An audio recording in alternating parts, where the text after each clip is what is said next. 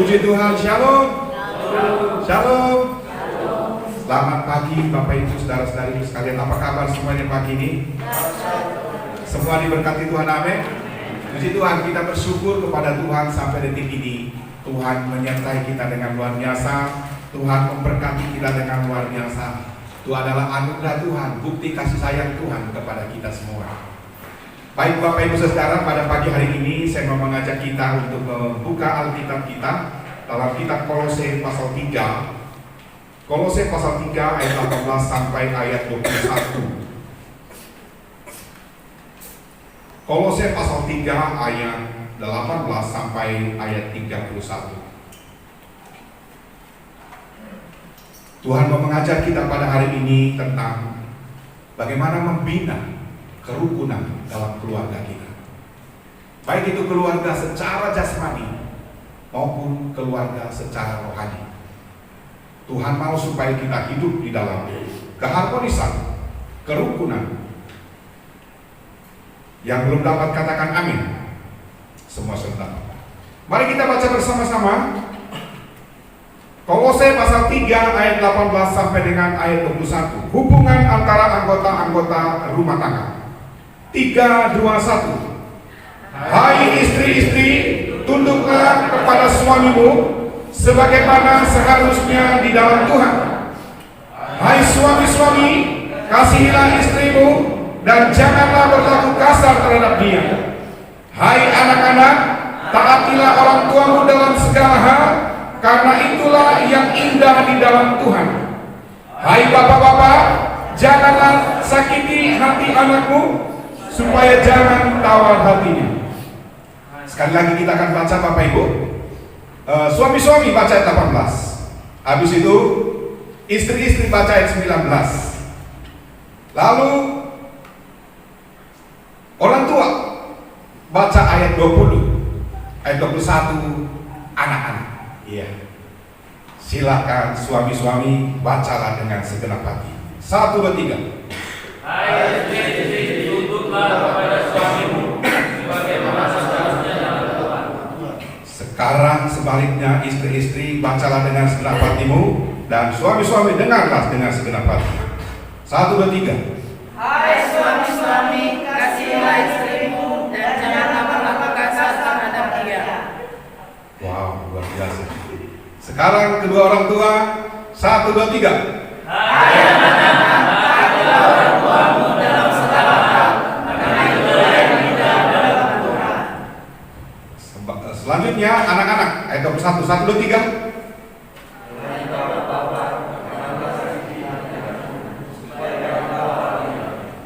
Amin. Puji Tuhan. Ya, demikianlah firman Tuhan yang kita sudah baca pada hari ini. Tuhan berfirman, berbahagialah kita yang membaca, merenungkan terlebih lagi ketika kita melakukan firman Tuhan. Jadi Bapak Ibu Saudara, pada pagi hari ini saya ingin membagikan khotbah saya tentang membangun keluarga yang harmonis. Jadi Bapak Ibu Saudara, setan terus berusaha untuk menghancurkan rumah tangga Kristen. Setan terus berusaha untuk merusak keharmonisan di dalam rumah tangga Kristen, rumah tangga kita, dengan berbagai macam cara Bapak Ibu Saudara. Di dalam Alkitab kita melihat bagaimana setan berhasil memporak-porandakan keluarga-keluarga, tokoh-tokoh di dalam Alkitab. Sejak pencipta manusia pertama, keluarga Adam dan Hawa, keluarga ini juga mengalami kehancuran Bapak Ibu Saudara ketika mereka jatuh dalam dosa. Kemudian keluarga Daud dan keluarganya Bapak Ibu Saudara mengalami kekacauan yang luar biasa ketika Daud membuka pintu melakukan perselingkuhan dengan Batseba. Jadi Bapak Ibu Saudara dikasih oleh Tuhan, kalau keluarga hancur, maka gereja pun hancur Bapak Ibu. Kalau keluarga hancur, maka kota kita seindah apapun kota kita akan hancur. Kalau keluarga hancur, bangsa kita juga hancur Bapak Ibu. Karena keluarga membentuk satu kekuatan untuk menciptakan hal yang hebat, hal yang luar biasa, baik di dalam gereja, di dalam kota maupun di bangsa kita Bapak Ibu Saudara. Itu sebabnya Bapak Ibu Saudara, Firman Tuhan datang kepada kita pada hari ini, mengingatkan kepada kita, mendorong kita supaya kita membangun keharmonisan keluarga kita, membina kerukunan, keutuhan di dalam keluarga kita, Bapak Ibu Saudara. Jangan biarkan iblis memporak-porandakan keluarga kita. Jangan biarkan iblis mengacaukan keluarga kita. Karena kalau keluarga kita, maka itu akan membuat hubungan kita akan semakin berantakan, baik dengan Tuhan, dengan sesama, dan dengan banyak orang, Bapak Ibu Saudara. Itu akan menjadi kacau balau. Rasul Paulus dalam kesempatan ini mengingatkan kepada jemaat yang ada di Kolose, menasehati jemaat yang ada di Kolose, supaya jemaat di Kolose jangan biarkan iblis memporak-porandakan keluarga mereka. Mengingatkan kepada jemaat Kolose supaya mereka membangun hubungan yang harmonis, yang indah, baik itu terhadap Tuhan maupun dalam keluarga atau di dalam persekutuan dengan sesama umat beriman, Bapak Ibu Saudara, dalam keluarga rohani. Nah, Bapak Ibu Saudara, di sini Rasul Paulus memberitahukan kepada kita beberapa hal yang merusak keutuhan atau keharmonisan dalam rumah tangga, Bapak Ibu Saudara. Ada orang yang membangun keluarganya, Bapak Ibu Saudara, bertahun-tahun, tapi tiba-tiba pada waktu-waktu tertentu yang ada yang sudah 20 tahun, 30 tahun, tiba-tiba berantakan di sini. Nah, Bapak Ibu Saudara dikasihi Tuhan, hal yang pertama yang menjadi faktor yang merusak keharmonisan dalam rumah tangga itu adalah mengenai hubungan, krisis hubungan dengan Tuhan. Krisis hubungan dengan Tuhan, Bapak Ibu Saudara, itu merupakan faktor utama yang menjadi penyebab dalam krisis dalam rumah tangga, Bapak Ibu. Kalau persekutuan dengan Tuhan sudah mulai kacau, hubungan dengan Tuhan sudah tidak lagi berjalan dengan harmonis, Bapak Ibu Saudara, itu merupakan dasar yang menjadi penyebab kekacauan atau keretakan hubungan di dalam keluarga, Bapak Ibu Saudara. Karena kehadiran Tuhan di tengah-tengah keluarga, Bapak Ibu Saudara, itu yang membuat keluarga kita kokoh. Walaupun badai seringkali datang silih berganti, masalah demi masalah terjadi, Bapak Ibu Saudara, tetapi ketika persekutuan kita dengan Tuhan terus kuat, terus mengandalkan Tuhan dalam segala krisis yang kita hadapi, maka keluarga kita tidak akan pernah bisa digoncangkan oleh badai masalah apapun, Bapak Ibu Saudara. Jangan biarkan dalam keluarga kita, Bapak Ibu Saudara, malas beribadah kepada Tuhan. Jangan biarkan dalam keluarga malas untuk bersekutu dengan Tuhan, malas untuk berdoa bersama-sama. Bangun pesta keluarga di dalam rumah tangga kita, Bapak Ibu. Manfaatkan kesempatan malam hari ketika suami istri sudah pulang kerja, sebelum tidur, ajak anak-anak, ayo doa bersama-sama. Mungkin doanya singkat, tetapi ketika kita berdoa bersama-sama, itulah persekutuan yang diinginkan oleh Tuhan, Bapak Ibu, yang membuat keluarga kita itu tetap berada di dalam hadirat Tuhan. Kalau dalam rumah tangga kita itu kita mengalami hadirat Tuhan, Bapak Ibu Saudara, masalah apapun yang terjadi dalam keluarga kita itu tidak akan pernah menjadi alasan untuk mengalami keretakan dalam keluarga kita, Bapak Ibu Saudara. Melalui persekutuan kita dengan Tuhan, Bapak Ibu. Kalau misalnya kita membuat analogi, handphone kita kalau sudah cas, sudah lowbat, Bapak Ibu Saudara, tidak bisa dipakai kalau tidak dicas lagi. Adakah yang baterai HP-nya bisa bertahan seumur hidup, Bapak Ibu? Gak ada kan, Bapak Ibu? Pasti butuh dicas terus. Begitu juga dengan kerohanian kita, Bapak Ibu. Kalau kerohanian kita tidak dicas melalui persekutuan, melalui ibadah-ibadah, melalui doa-doa, maka kita akan lowbat juga. Kalau misalnya kerohanian kita sudah lowbat, Bapak Ibu Saudara, itulah yang membuat kita mudah untuk terserang dengan berbagai macam mundur atau putus asa ketika kita mengalami masalah-masalah atau pergumulan dalam hidup kita, Bapak Ibu.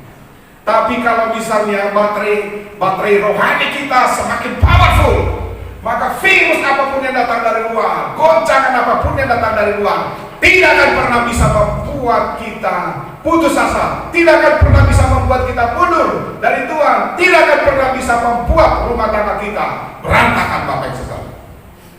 Jadi penting sekali, Bapak Ibu Saudara, jangan biarkan krisis hubungan dengan Tuhan itu terjadi di dalam keluarga kita. Bangun persekutuan kita dengan Tuhan. Amin. Bangun persekutuan kita dengan Tuhan, Bapak Ibu Saudara.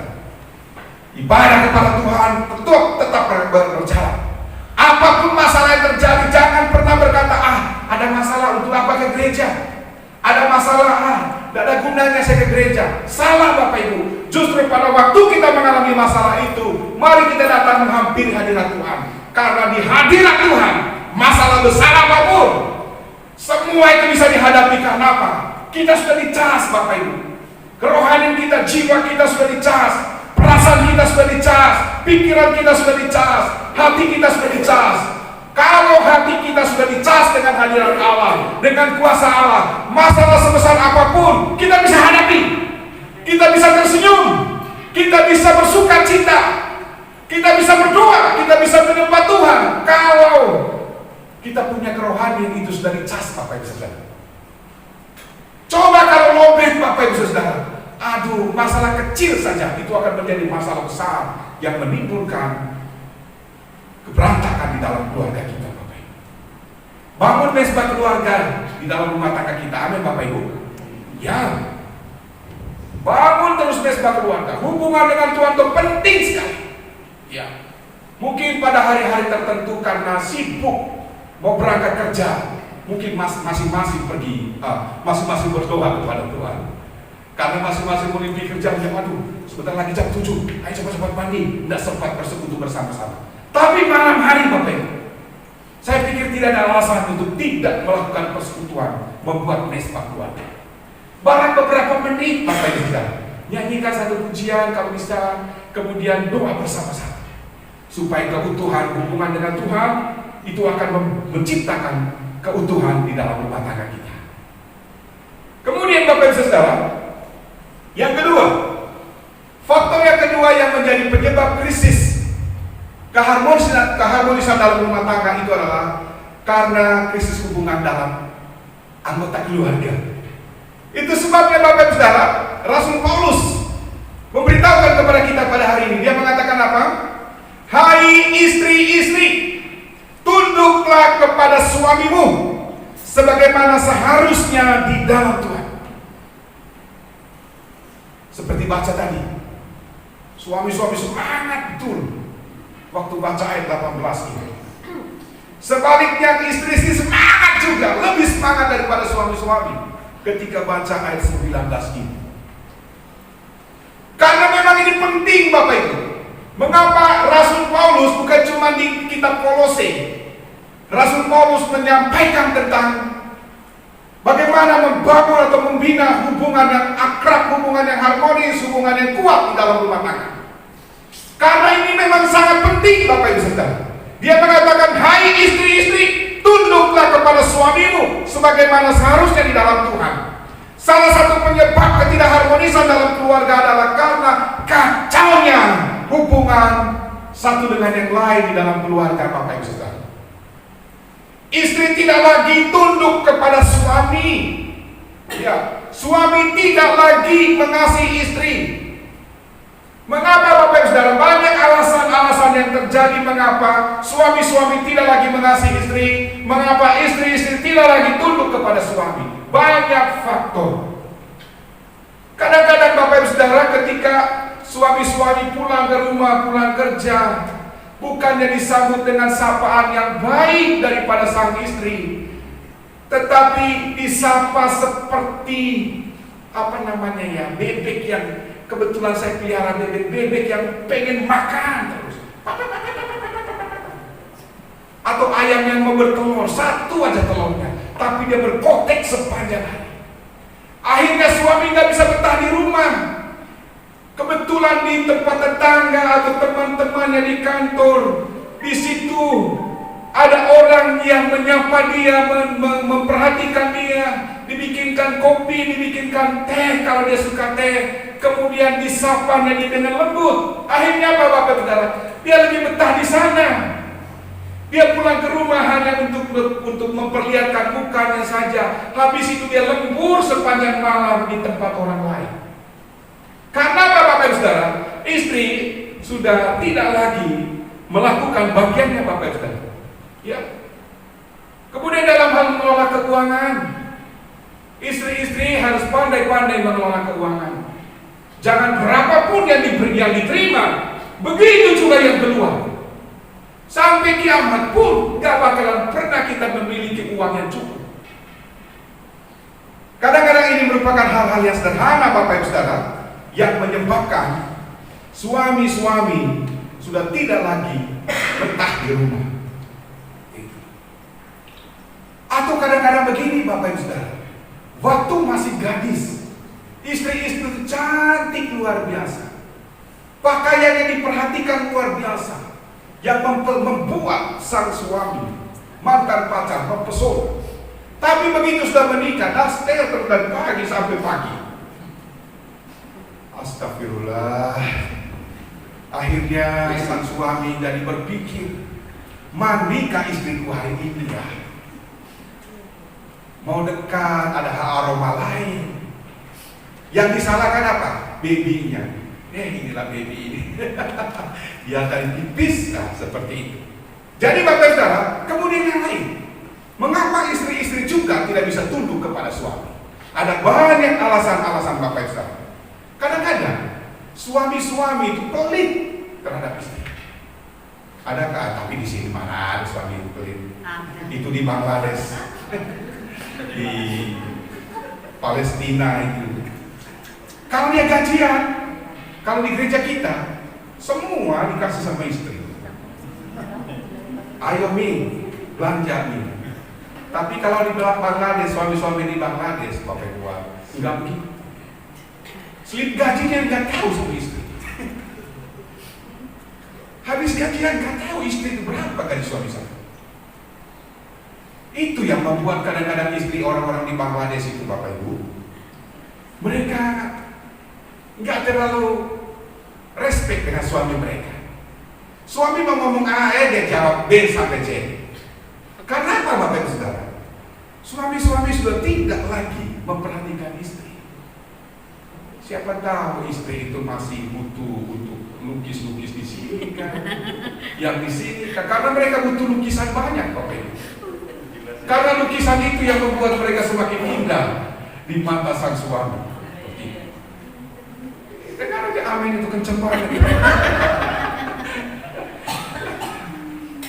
Memang ada banyak alasan Bapak Ibu. Kadang-kadang suami malas, ya itu membuat istri-istri juga menjadi tidak respect dengan suami Bapak Ibu. Dan ada banyak hal yang lain, sombong juga seperti itu. Ya, saya masih teringat Bapak Ibu Saudara cerita teman saya. Dia pejabat Bapak Ibu Saudara di sebuah instansi. Dia bilang begini, Pak Pendeta, saya ada satu hal yang saya mau ceritakan sama Pak Pendeta, dan tolong sampaikan itu kepada jemaat di gereja, khususnya kepada istri-istri. Kenapa Pak? Suatu hari Pak, waktu saya capek pulang dari kantor, kami berdua memang sama-sama kantoran Bapak, sama-sama pejabat. Pada waktu suaminya pulang Bapak Ibu, istrinya sudah pulang duluan. Dia dalam keadaan capek, kemudian suaminya mengatakan begini, Mi, tolong buatkan saya teh panas. Lalu istrinya teriak dari depan kepada pembantunya, tolong bikinkan teh panas untuk papi. Ini kan bagus Bapak Ibu, tapi menurut suaminya, kamu kurang menghormati suami. Kalau saya butuh pembantu tadi yang buat teh saya teriak saja kok, bisa. Tapi saya butuh tanganmu yang bisa membuatkan teh panas untuk saya. Saya pikir iya, nanti saya sampaikan kepada wanita-wanita yang luar biasa di gereja kami. Itu pengalaman yang benar Bapak, yang luar biasa. Salah satu bentuk penghormatan daripada sang istri terhadap suami.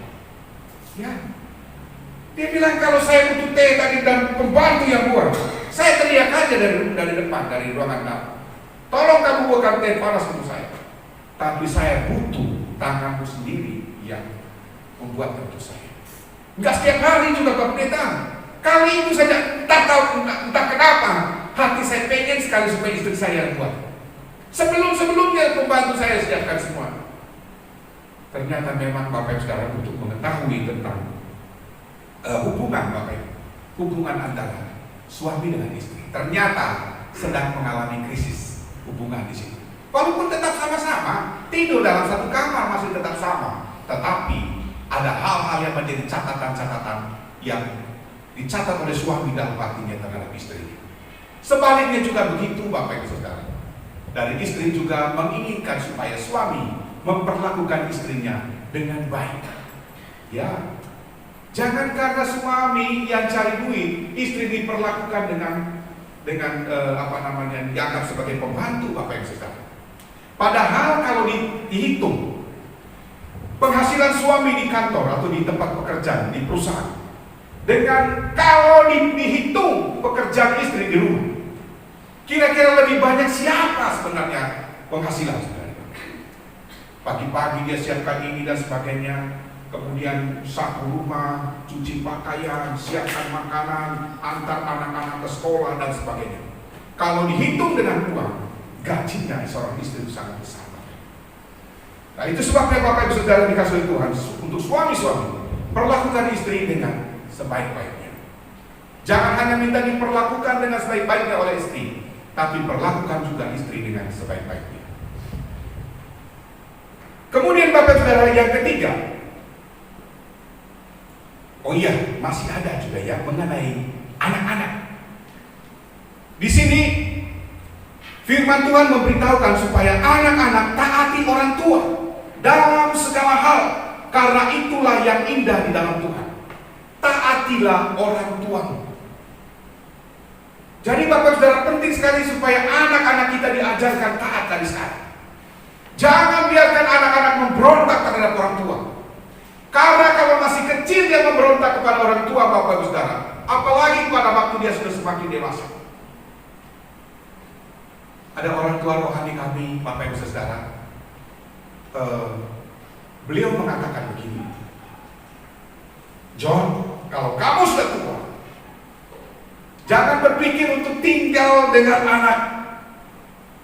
Wih, kenapa begitu? Jangan berpikir untuk tinggal dengan anak. Kalau anak mau tinggal sama orang tua silakan, tapi jangan berpikir untuk tinggal sama anak. Saya pikir kenapa ya? Lalu dia jelaskan,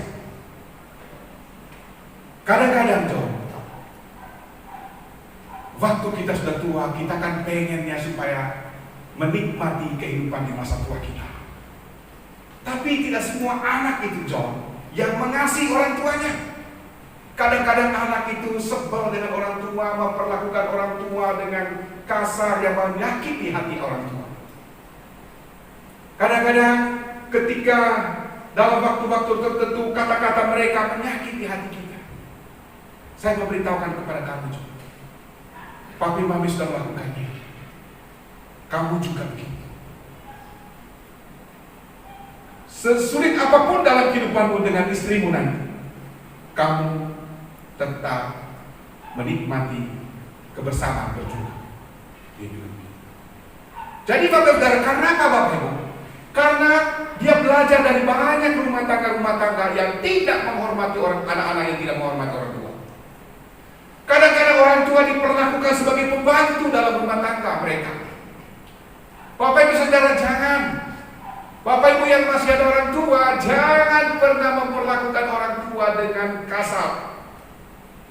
Hormati orang tua, karena firman Tuhan mengatakan bahwa hormatilah orang tuamu, supaya panjang umurmu di muka bumi ini, supaya rezekimu semakin bertambah.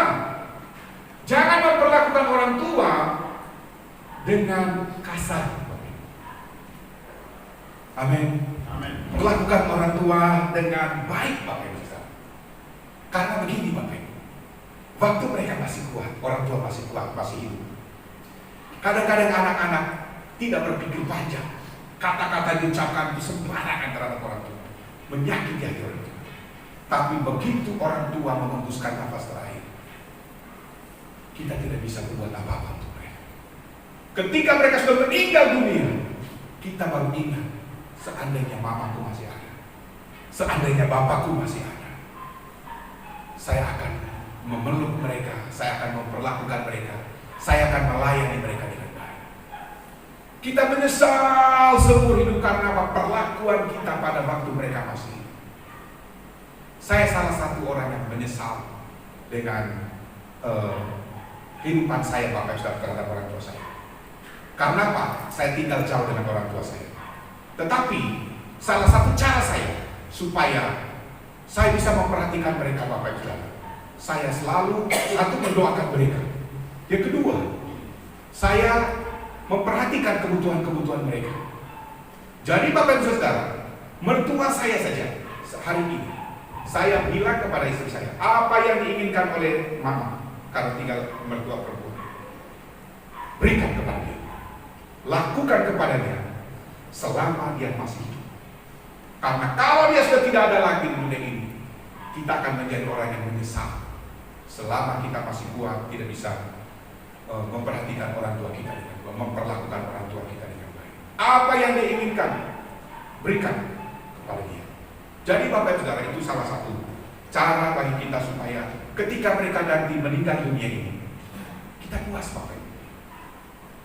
Waktu bapak saya meninggal berapa tahun yang lalu, saya puas Bapak Ibu, karena saya sudah memperlakukan orang tua saya dengan baik pada waktu dia hidup Bapak Ibu. Jadi jangan pernah menyakiti hati orang tua. Ya, jangan pernah. Kalau Bapak Ibu yang orang tuanya jauh, teleponlah mereka. Ya, teleponlah mereka. Mereka tidak butuh apa namanya? Butuh pemberian kita yang banyak-banyak. Dengan telepon kita bisa menghibur hati mereka. Atau hadiah-hadiah kecil-kecilan berikan kepada mereka, supaya mereka boleh menikmati kehidupan di masa tua mereka. Dan mereka tahu bahwa anak-anaknya memperhatikan mereka. Ya, penting sekali. Kemudian Bapak Ibu Saudara, perlakuan orang tua terhadap anak. Jadi ini penting juga. Bagaimana kita memperlakukan orang tua, anak-anak Bapak Ibu Saudara. Anak-anak itu juga akan bertumbuh sesuai dengan perlakuan orang tua. Kalau orang tua sayang kepada anak, mengasihi anak-anak, maka anak-anak itu akan bertumbuh sebagai anak-anak yang penuh dengan kasih sayang. Banyak orang anak-anak yang sudah menjadi dewasa, mereka bertumbuh sebagai anak-anak yang memiliki kepahitan Bapak dalam hati mereka karena perlakuan orang tua terhadap mereka. Kadang-kadang orang tua sudah tidak lagi menjadi teladan bagi anak-anak, sehingga pada waktu mereka anak-anak bertumbuh menjadi dewasa Bapak Ibu Saudara, sikap orang tua itu yang mereka wariskan dan mereka kembangkan terhadap anak-anak mereka ketika mereka menikah.